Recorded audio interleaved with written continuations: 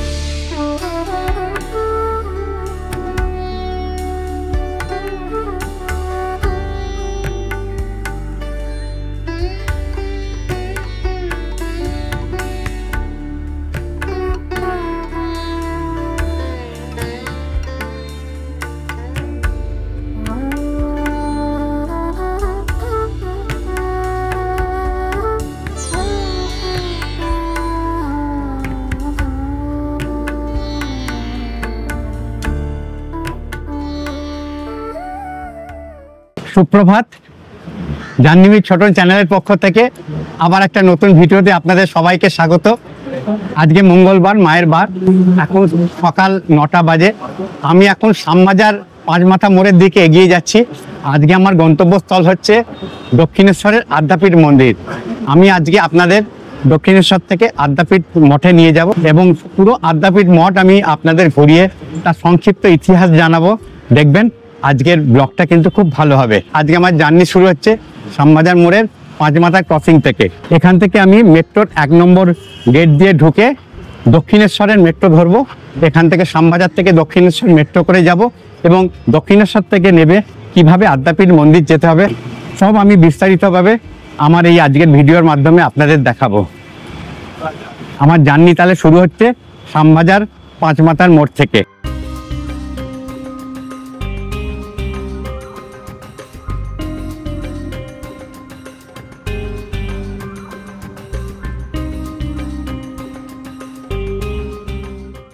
আমি এখন শ্যামবাজার মেট্রোতে দাঁড়িয়ে আছি দক্ষিণেশ্বরের ট্রেনের জন্য।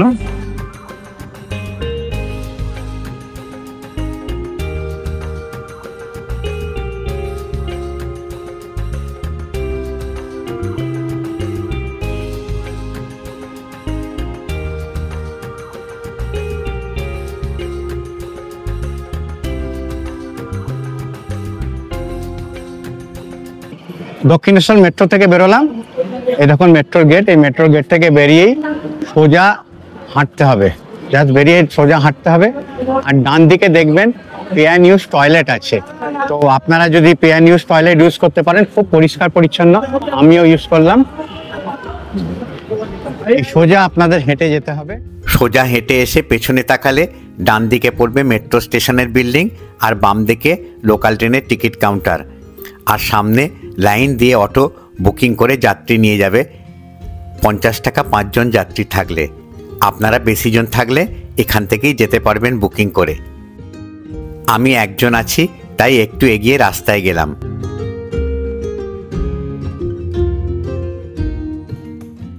এই সোজা মেট্রো আর লোকাল ট্রেনের টিকিট কাউন্টার। ওই মেট্রো থেকে নেবে সোজা আপনি হাঁটবেন, হেঁটে ডান দিকে বেরোবেন। ডান দিকে বেরোলেই দেখুন সামনে সব অটো এবং টোটো দাঁড়িয়ে আছে। তো এরা এখান থেকে আদ্যাপীঠ যাবে। 10 টাকা করে নেবে। চলুন আমি মোটামুটি আপনাদের প্র্যাকটিক্যাল দেখাচ্ছি কিভাবে যেতে হবে, তাহলে আপনারাও একটা রাফ আইডিয়া এসে যাবে আপনাদের।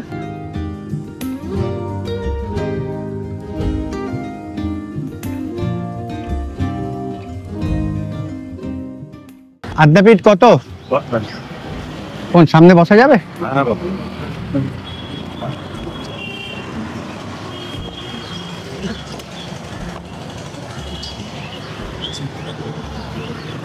আমি একটা টোটোতে উঠে গেলাম, 10 টাকা করে ভাড়া। কতক্ষণ সময় নেবে? 5 মিনিট। 5 মিনিট সময় নেবে। আর আমি একটা রিক্সাওয়ালাকে জিজ্ঞেস করে নিচ্ছি কত ভাড়া, যদি কেউ রিক্সা বুকিং করে যেতে চায়। দাদা, রিক্সা করে আদ্যাপীঠ যেতে গেলে কত নেবেন আপনারা? ধরুন 2 জন 40 টাকা। 3 জন হলে তিনজন হলে 60 টাকা। 60 টাকা মানে 20 টাকা করে পার হেড, মানে এটা ফিক্স রেট, মানে কোনো নড়চড় নেই। আর টোটোতে গেলে 10 টাকা করে। ঠিক আছে, মোটামুটি রিক্সার রেটটাও আপনাদের আমি বলে দিলাম। রিক্সাতে যদি 2 জন যান তাহলে 40 টাকা, 3 জন গেলে 60 টাকা। 2 মিনিট ওয়েট করার পর আমাদের টোটো ছেড়ে দিল।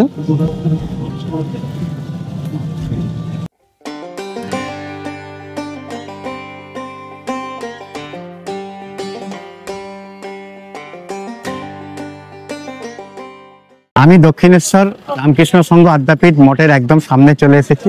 এবার আমি আদ্যাপীঠ মঠের ভেতর প্রবেশ করব। প্রবেশ করে আমি আপনাদের যতটা সম্ভব বিস্তারিতভাবে ঘুরিয়ে দেখাবো এবং এই মঠের সংক্ষিপ্ত ইতিহাস বলবো। এই জাস্ট মেন গেটের সামনে কিন্তু পুজো সামগ্রী দোকান আছে। ওই পুজো সামগ্রীর দোকান থেকে আপনারা কিনে নিতে পারেন। চলুন এক ঝলক আমি দেখে নিচ্ছি পুজো সামগ্রীর দোকানে কিরকম রেট, কি পাওয়া যায়।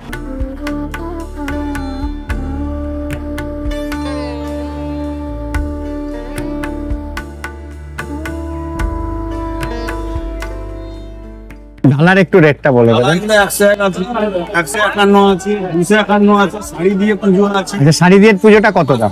501 টাকা। তার মধ্যে 200 টাকার মিষ্টি, আলতা, সিমেন্ট, মানে সবকিছু মিলিয়ে।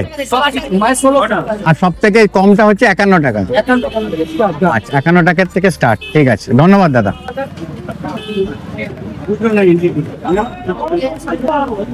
আর মালা কি ওই 51তে থাকবে না? না, 101 টাকা সিঙ্গেল মালা থাকবে। মালা আলাদা কিনতে হবে। আচ্ছা আচ্ছা, মায়ের গলার মালা আলাদা কিনতে হবে। মালার কিরকম রেট দাদা মোটামুটি? মালা দাদা জোড়া আছে 30 টাকা, এগুলো আছে 150 টাকা। আচ্ছা আচ্ছা 120 টাকা। আচ্ছা আচ্ছা, ঠিক আছে, ধন্যবাদ। মালার রেটটা আলাদা আলাদা চেঞ্জ হয়, দিনের দিন চেঞ্জ হয়, যেদিন যেরকম ফুলের দাম থাকে আচ্ছা সেরকম ভাবে রেট, সেরকম ভাবে রেটটা হবে। পশ্চিমবঙ্গের প্রসিদ্ধ কালী মন্দিরগুলির মধ্যে অন্যতম আদ্যাপীঠ। দক্ষিণেশ্বরের কাছে, দক্ষিণেশ্বরের কিছু দূরেই দেবী আদ্যার এই পীঠস্থান, যেখানে দেবী কালী আদ্যাশক্তি মহামায়া রূপে পূজিতা হন। মন্দিরটি প্রতিষ্ঠা হয় রামকৃষ্ণদেবের শিষ্য শ্রী অন্নদা ঠাকুরের হাত ধরে।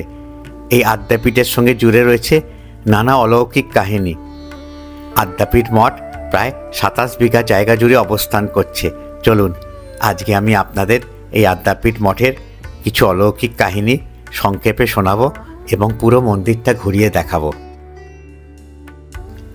প্রবেশদ্বারের সামনে বিশাল 3 চূড়া বিশিষ্ট হলঘর, সামনে বিশাল স্বামী বিবেকানন্দের মূর্তি। এই সুসজ্জিত হলঘরে ধুমধাম করে বাসন্তী পুজো, জগদ্ধাত্রী পুজো পালিত হয়। আদ্যাপীঠ মন্দিরে আজ থেকে 110 বছর আগে বাসন্তী পুজোর নবমীর দিন অর্থাৎ রামনবমীর দিনে অন্নদা ঠাকুর 28 জন কুমারীকে দিয়ে শুরু করেছিলেন কুমারী পুজো। এখনও অন্নদা ঠাকুরের রীতি মেনেই এই আদ্যাপীঠ মন্দিরের হলঘরেই বিশাল ধুমধাম করে পালিত হয় প্রায় 2000 কুমারী পুজো। গেট দিয়ে ঢুকলেন, গেট দিয়ে ঢোকার পরে ডান দিকে পার্কিং এরিয়া দেখুন। আপনারা যদি 4 হুইলার 2 হুইলার নিয়ে আসেন তাহলে কিন্তু আপনারা এই পার্কিং এরিয়াতে রাখতে পারেন। 3 এবং 4 চাকা গাড়ি পার্কিং প্রতি ঘন্টা 20 টাকা, 2 চাকা পার্কিং প্রতি ঘন্টা 10 টাকা।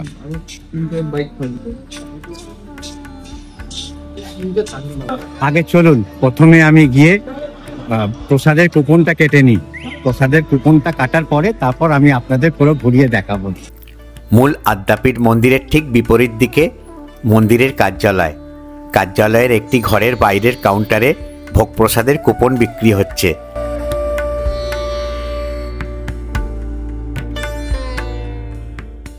জনপ্রতি কুপনের মূল্য 60 টাকা। প্রসাদের কুপন দেয়া হয় সকাল 8টা থেকে দুপুর 12টা পর্যন্ত। প্রসাদ বেলা 11:45 থেকে দুপুর 1টা অবধি। প্রসাদ অতিরিক্ত থাকলে দুপুর 1টার পরেও প্রসাদ পাওয়া যায়। 60 টাকার মূল্যের কুপন নিয়ে নিলাম। এবার আমি আপনাদের আস্তে আস্তে ঘুরিয়ে ঘুরিয়ে দেখাবো পুরো মন্দির চত্বরটা। তার আগে সোয়েটারটা খুলে নিই, খুব গরম করছে, কিন্তু সকালবেলা ঠান্ডা ঠান্ডা লাগছিল, তারপরে খুব গরম করছে। মন্দির প্রাঙ্গণে প্রবেশ করে আগে আপনাদের ডান দিকে গাড়ি পার্কিংয়ের জায়গাটা দেখিয়েছি। বাম দিকে একটু এগোলেই পড়বে আদ্যাপীঠ মঠের আদি মন্দির। শ্বেতপাথরের 6 ধাপ সিঁড়ি পেরিয়ে লম্বা রেলিং দেওয়া দালান, আর তার ঠিক মধ্যিখানে আদ্যাপীঠের আদি মন্দির। দুই পাশে শিব মন্দির, সত্যনারায়ণ মন্দির ও জগন্নাথ মন্দির।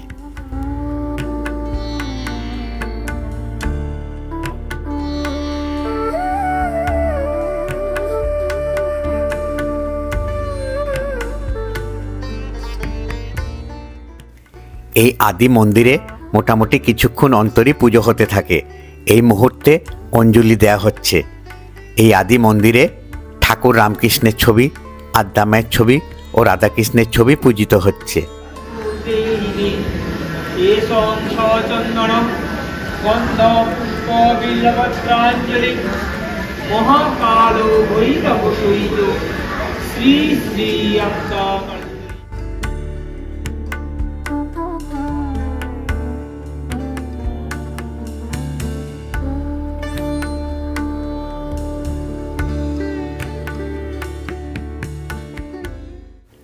মন্দিরের এক কোণায় প্রাচীন এক বৃক্ষের পাশে স্ট্যান্ডে ধূপ ও দীপ জ্বালানোর ব্যবস্থা আছে।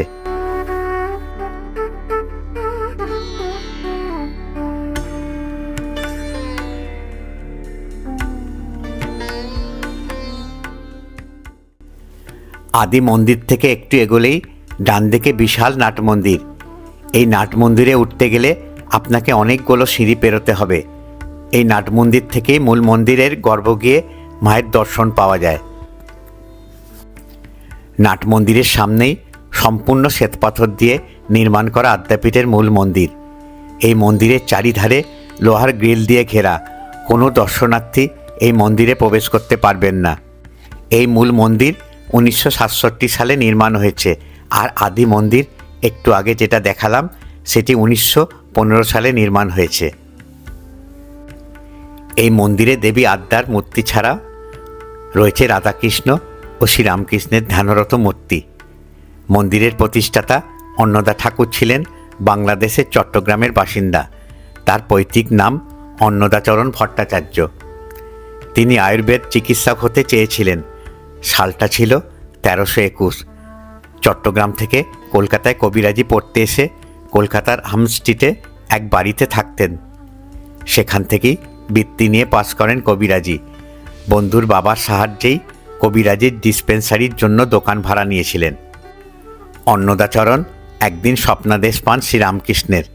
স্বপ্নাদেশে শ্রীরামকৃষ্ণ তাকে ইডেন গার্ডেন্সে গিয়ে সেখানে ঝিলের পাশে নারকেল এবং পাকুর গাছের কাছ থেকে কালীমূর্তি নিয়ে আসতে বলেন। স্বপ্নাদেশ অনুযায়ী তিনি সেখানে যান এবং ঝিলের পাশ থেকে 18 ইঞ্চি আদ্যামের কষ্টি পাথরের মূর্তি পান। সেদিন ছিল রামনবমীর তিথি। রাতে দেবী তাকে দেখা দিয়ে বলেন, অন্নদা, কাল বিজয়া দশমী, তুমি আমায় গঙ্গায় বিসর্জন দিও। দেবীর এই কথা শুনে অন্নদা এক প্রকার আঁতকে ওঠেন। সে ভাবতে থাকে পুজো পাঠ না করায় মা রাগ করে চলে যাচ্ছেন। তখন দেবী বলেন, আমি শুধু স্বাস্থ্যবিহিত মতো পুজো পেতে চাই না তা নয়, মা খাও, মা পড়ো, এমন সহজ সরল প্রাণের ভাষায় যে ভক্ত নিজের ভোগ্যবস্তু এবং ব্যবহার্য বস্তু আমাকে নিবেদন করবে, সেটাই আমার পুজো। যদি কোনো ভক্ত আমাকে সামান্য আদ্যাস্তোত্র পাঠ করে তাহলেই আমি বিশেষ আনন্দিত হই। এরপর দেবী আদ্যাস্তোত্র পড়েন এবং অন্নদাতা লিখে রাখেন। সেই স্তোত্রই বর্তমানে আদ্যাপীঠে পাঠ হয়। পরে দেবী আদ্যার স্বপ্নাদেশ মতো অন্নদা বিজয়া দশমীতে মূর্তিটি বিসর্জন দেন মাঝগঙ্গায়। স্বপ্নাদেশ মতোই মূর্তিটির ছবি তুলে রেখেছিলেন অন্নদাচরণ। সেখান থেকেই তৈরি হয় বর্তমান আদ্যা মূর্তি। এই ঘটনার 4 বছর পর ঝুলন পূর্ণিমার রাতে রামকৃষ্ণদেব অন্নদা ঠাকুরকে মন্দির তৈরির আদেশ দেন। তিনি রামকৃষ্ণদেব বলেছিলেন, সৃষ্টির পর পৃথিবীর বুকে এমন মন্দির হতে চলেছে যেখানে ঈশ্বরের প্রকট আবির্ভাব ঘটবে। তার মাহাত্ম্য এতটাই হবে যে মন্দির স্পর্শ করলেই ভক্তদের উদ্ধার মিলবে। রামকৃষ্ণ পরমহংসদেবের শিষ্য অন্নদা ঠাকুরের হাত ধরেই দক্ষিণেশ্বরের অদূরেই তৈরি হয় এই আদ্যাপীঠ। কোনো শক্তিপীঠ নয়, আদ্যাশক্তির মহামায়ার বিগ্রহে ফুল চন্দন পরে নিয়মিত ভোগও হয়। তবে অন্য দিনের থেকে একটু আলাদা আয়োজন কালী পুজোর দিন। সেদিন মহাপুজোর আয়োজন হয় আদ্যা মন্দিরে। কার্তিক অমাবস্যার আধার কাটিয়ে দীপাবলির আলোয় সেজে ওঠে গোটা আদ্যাপীঠ। আদ্যাশক্তির মহামায়া দেবীর আরাধনায় তো নিজের জীবন উৎসর্গ করেছিলেন রামকৃষ্ণ পরমহংসদেব। দক্ষিণেশ্বরের কালী মন্দিরে ভবতারিণীর সংসারী গোটা জীবন কাটিয়ে দিয়েছিলেন কামারপুকুরের গদাধর চট্টোপাধ্যায়। নির্দেশ ছিল 12 বছরের মধ্যে মন্দির নির্মাণ সম্পূর্ণ হলেই মন্দিরে সাধারণের প্রবেশ অবাধ থাকবে, কিন্তু তা হয়নি। তাই নাট মন্দির থেকেই দর্শন করতে হয় দেবীকে। আদ্যাপীঠের মূল মন্দির ভোর 4:30 থেকে 5টা, সকাল 10:30 থেকে 11টা এবং সন্ধে 7টা থেকে 7:30 পর্যন্ত খোলা থাকে। আপনারা যদি মূল মন্দিরে মায়ের পুজো দিতে চান তাহলে মন্দিরের তলায় গ্রিল দিয়ে ঘেরা একটি কাউন্টার আছে। ওখানে মন্দিরের গর্ভগৃহ খোলার আগে অর্থাৎ 10:30টার আগে পুজোর ডালা জমা দিয়ে কুপন নিয়ে নেবেন। 11টার পর পুজো হয়ে গেলে কুপন দেখিয়ে নিজেদের ডালি সংগ্রহ করে নেবেন এই কাউন্টার থেকেই। মূল মন্দির প্রাঙ্গণেই সুন্দর টয়লেটের ব্যবস্থা আছে। 2 টাকা ও 5 টাকার বিনিময়ে আপনারা টয়লেট ব্যবহার করতে পারবেন। টয়লেটের পাশেই বিনামূল্যে শুদ্ধ পানীয় জলের ব্যবস্থা আছে। টয়লেট ও পানীয় জলের পাশেই নবনির্মিত 4তলা অন্নদা অতিথি ভবন। এই অতিথি ভবনে থাকতে গেলে আপনাকে আগে থেকে আদ্যাপীঠ মন্দিরে যোগাযোগ করতে হবে। আমি কিছু ফোন নাম্বার জোগাড় করেছি, আপনারা এই ফোন নাম্বারে কথা বলে জেনে নিতে পারেন এই অতিথি ভবনে কিভাবে বুকিং করতে হবে। মূল মন্দিরের গর্ভগৃহ খোলার সময় হয়ে গেছে। সব দর্শনার্থীরা নাট মন্দিরে চলে এসেছেন ও পুজোর বাজনা শুরু হয়ে গেছে। চলুন আমরা এক ঝলক মন্দিরের গর্ভগৃহে মায়ের দর্শন করে আসি। দেখবেন মন প্রাণ তৃপ্তিতে ভরে যাবে।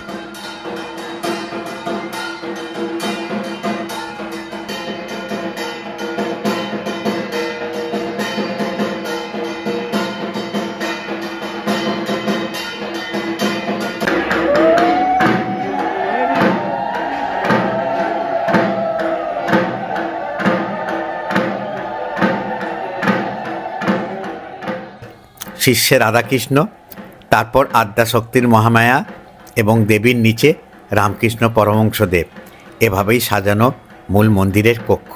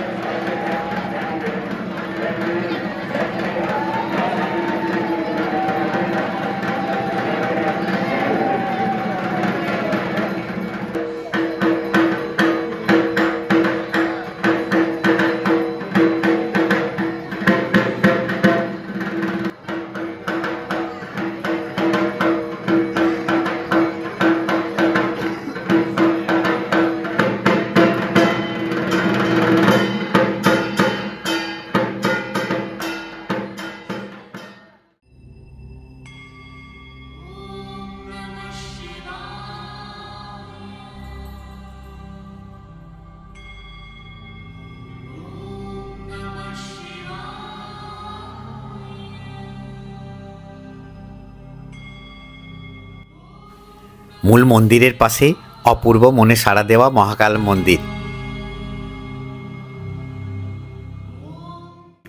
প্রাচীন বৃক্ষের তলায় মহাকাল শিবলিঙ্গ রূপে পূজিত হন। পাশে বাসুকীনাগ বিরাজমান, নন্দী মহারাজ পাশে অধিষ্ঠিত। প্রাচীন বৃক্ষে ভক্তরা তাদের মনস্কামনা জানিয়ে মহাকালকে স্মরণ করে সুতো বেঁধে রেখেছে, এই আশায় যে তাদের মনস্কামনা পূরণ হবে বলে।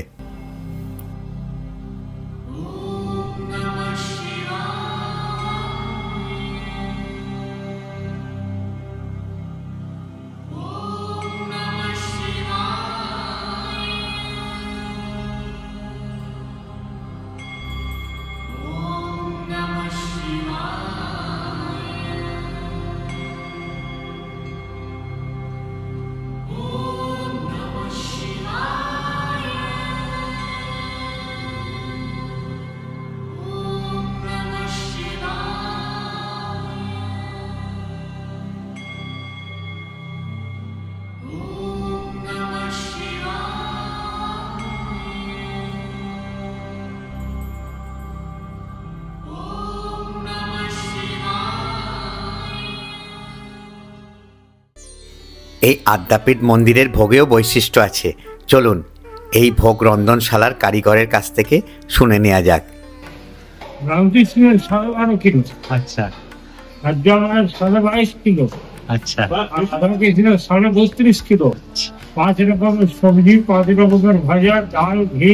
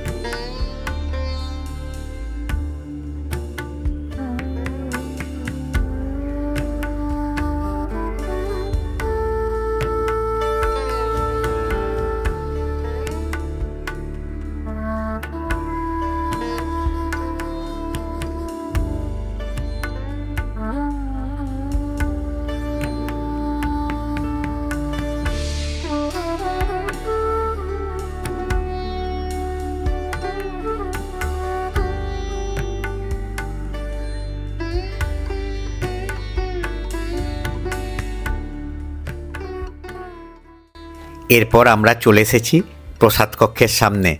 প্রসাদ কক্ষের পাশেই রয়েছে জুতো রাখার জায়গা। জুতো জমা রেখে প্রসাদ কক্ষে খালি পায়ে প্রবেশ করতে হবে। প্রসাদ কক্ষের সামনেই আবার জুতো রাখার জায়গা আছে। এই 2 টাকার কুপন দিয়ে আমি জুতো রাখলাম প্রসাদ কক্ষের পাশেই। আপনারা যদি জুতো পরে থাকেন তাহলে যখন প্রসাদ গ্রহণ করতে যাবেন তখন পাশে দেখবেন যে প্রসাদ কক্ষের পাশেই জুতোর দেখুন কাউন্টার রয়েছে। এই জুতোর কাউন্টারে 2 টাকা দিয়ে আপনারা জুতো রেখে দিতে পারবেন। প্রসাদ কক্ষের বাইরে আমরা লাইনে দাঁড়িয়ে পড়লাম। 11:45 থেকে প্রসাদ বিতরণ শুরু হবে। বিরাট লাইন। ঠিক 11:35 আমাদের লাইন চালু হলো ভেতরে প্রবেশ করার প্রসাদ কক্ষের। খুব সুন্দরভাবে সারিবদ্ধভাবে ভক্তরা প্রসাদ কক্ষে প্রবেশ করছেন। প্রবেশদ্বারে এক সেবায়েত দর্শনার্থীদের কাছে কুপন সংগ্রহ করে প্রসাদ কক্ষে প্রবেশ করতে দিচ্ছেন। প্রসাদ কক্ষে প্রবেশ করেই অবাক হয়ে গেলাম বিশাল প্রসাদ কক্ষ দেখে। একসঙ্গে অনেক স্টিলের টেবিল ও বেঞ্চ পাতা আছে। বয়স্ক মানুষদের এখানে প্রসাদ গ্রহণ করতে কোনো অসুবিধা হবে না।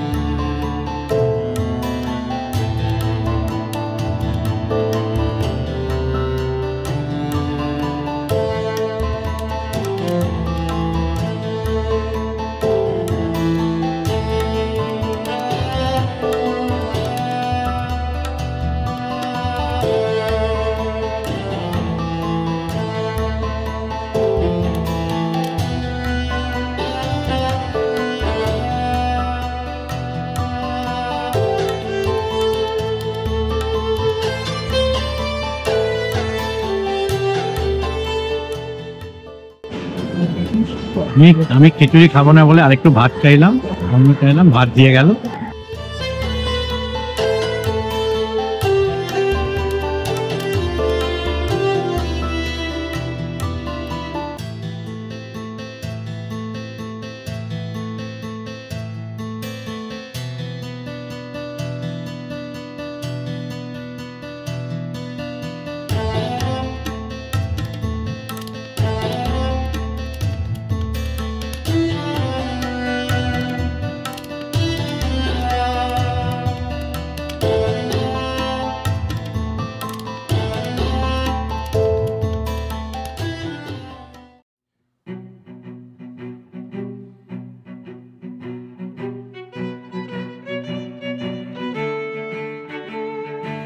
আশা করি আজকের ভিডিওটা আপনাদের ভালো লাগলো।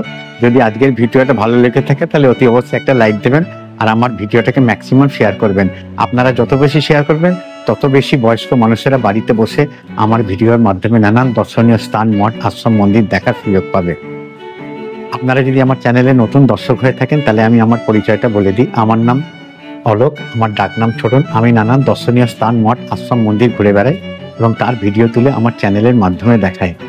আশা করি আপনাদের আমার ভিডিওগুলো ভালো লাগে। আর যদি সত্যি আমার ভিডিওগুলো ভালো লেগে থাকে আর আগামী দিনে আমার ভিডিও দেখতে ইচ্ছুক হন, তাহলেই আমি আপনাদের অনুরোধ করব আমার চ্যানেলকে সাবস্ক্রাইব করতে আর বেল আইকনটা টিপে দেবেন। তাহলে আমি যখনই কোনো নতুন ভিডিও আপলোড করব তার নোটিফিকেশন আপনাদের মোবাইলে চলে যাবে। তাহলে আমি ভিডিওটা আজ এখানেই শেষ করছি। আবার আপনাদের সঙ্গে দেখা হবে, আবার একটা নতুন ভিডিও নিয়ে আমি হাজির হব আমার চ্যানেল জাহ্নবী ছোটনের মাধ্যমে। তাহলে আমি ভিডিওটা আজ এখানেই শেষ করছি।